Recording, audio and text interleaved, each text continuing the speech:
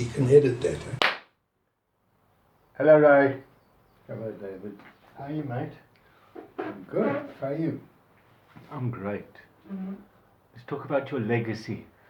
What are you leaving us? Legacy. I'm not leaving. I'm not in a hurry. You know, you never know. That's the weird thing about life. You don't know what's waiting around the corner for you. Oh, I love your smile. How old are you now? 83. Going on And 16? some months. You know, going on 6. Going in reverse. Yeah. I really appreciate you in my life, Ray. Me, you. You've got a nice, joyful wisdom. Thank you. Not like a grumpy old man. I'm that too. Huh? No, you're playful and fun. Tell us about a time in your life. So, several years ago, almost quite a few now, I was visiting my son in the States, and he was doing a course on health coach. And amongst the literature was a piece, it was an old Harvard Business Review journal. And the headline was, "Many years went into preparing us to enter the world of work. Nothing's been done to prepare us to leave it." And I thought, hey, there's a gap in the market. So I started thinking about what might people need to know? What aren't they aware of yet? When they suddenly find themselves out of a job, out of that routine they've been to, you know, that famous 9 to 5 song, and suddenly it's not there. And now they're home and they're busy micromanaging their wives and putting more stress on their relationships. And it occurred to me that there was a fair amount available. There were a lot of workshops being run on the financial implications. But nothing was being done about the lifestyle of somebody who's dramatically gone through a major transition. And it seems from the literature that that transition is no less traumatic than loss of a loved one, moving house, divorce, and moving countries. They're all pretty traumatic events and they strike people at different levels, but it's something that needs attention, it needs preparing, and it needs planning for. Retirement's kind of been taken for granted. Suddenly, you know, life seems to end at 65.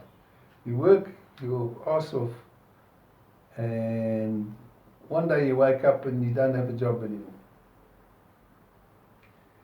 And the weird thing is, when the age 65 was pegged, are you aware of the history?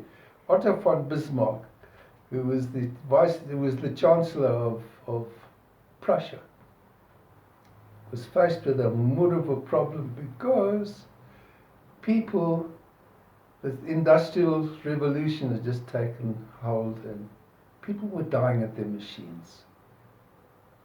Life expectancy then was 49. When he pitched retirement age, and I think it was 70 that he pitched it at, it wasn't too much of a burden for the state to take on to support people until they died after they'd finished work. So that was the idea of the pension scheme.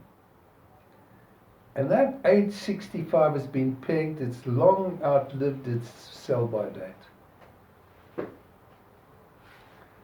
And so people find that they are forced by their pension fund rules to leave their work. And the way life expectancies run now, they've got a good 30 years ahead of them. That's as much of an adult lifespan as they've already experienced. So it's kind of doubling their life. One wonders what the hell is the significance of that. Some people long for the day that they will retire and travel the world and play golf and play bowls and then what? You can't play golf every day of your life and be happy. And I've been wondering a lot around the fact that most of us have lived, well, maybe not most of us, but many of us in our circle have lived privileged lives. And in actual fact, they've incurred some kind of a debt to society.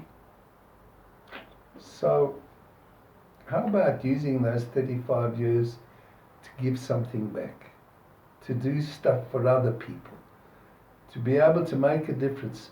And when you were talking about legacy, kind of with the tongue in your cheek. There was no tongue in my cheek, I promise you. I was serious, mate. So, the legacy isn't what you're going to leave to enrich your kids.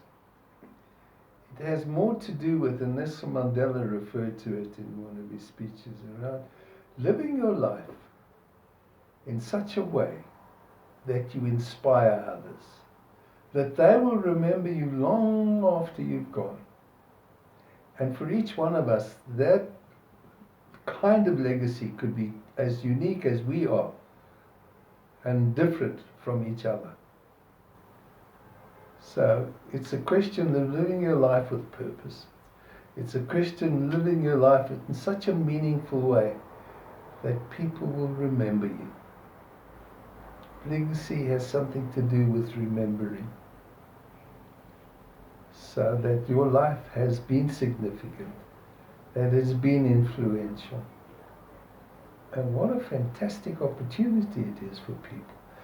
And if we look at how the country is at the moment with its desperate needs, there's so much that individuals could do in the field of education, there's so much that people could do in the field of addiction, there's so much that people can do in a variety of human fields to make a difference, to inspire, and to get real joy out of life.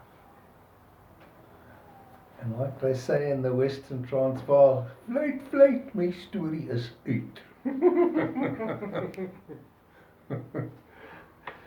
Tell me how your program works. The logistics. Yeah. So the way it works now, for organisations, we're doing a 2-day program. That 2-day program covers, in very short form, a number of lifestyle issues. And we've, as a theoretical underpinning, we've designed the program to address what's been described by a colleague of Tony Robbins. Her name is Chloe Madonas, and she's put together a model of the 6 basic universal human needs. And in some ways they kind of resemble Maslow's hierarchy of needs. They go a lot further.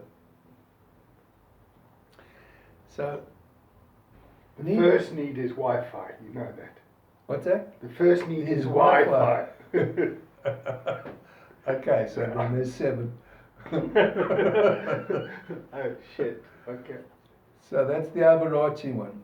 The first need actually is oxygen. And then comes Wi-Fi. So the 6 needs are around certainty, which is Maslow's hierarchy of needs. The bottom of the triangle was survival. We need to be certain that we have a roof over our heads, that we know where our next meal is coming from, that we have clothes to wear. And by and large, most of us manage to get those needs met very quickly. And the moment the survival needs are met, we don't give them too much more attention. And if we don't find some kind of variety in our lives, we get bored. So we need variety. That's the second. The third need is around significance. Who I am makes a difference. Who I am has meaning. You know, one of the things we do in the workshop is in a module designed to enable people to discover what their real purpose is, or maybe rediscover it. One of the things we do is show a video called Conception to Birth. It's a modeling of what happens from the moment a baby is conceived till it is born. You dirty old man. It's wonderful. It's amazing. It's astounding. The guy who put it together won a Nobel Prize. He was a mathematician, and he says in the video how awestruck he is by the most amazing complexity of what goes to creating this little baby. And we show it to people and we say, that's what made you. Do you think with that amazing amount of complexity that you, at the moment of birth, in that little body of yours, it contained 60,000 miles of tubing, every inch of it, every millimeter of it in place. You couldn't have been made by accident. There must be a reason that you're on earth. And your reason is different from everyone else's. So what's your purpose? Nice, eh? Lovely. That your kokorozashi. So, yeah. So that's around discovering purpose. That's around recognizing your significance. And of course, once those needs are being met, then it's not okay to be alone. You have a drive, you have a need to have love and connection. So, and that's again, this is Maslow's second level. And then there's a fifth need around progress, around recognizing that we're growing, around the fact that we need to improve on a daily basis. To wrap it up, we're running out of battery. Okay, so we're running out of battery. Right, the sixth need is contribution. And now my story is out. Okay, so what are we going to do? Okay, it's done.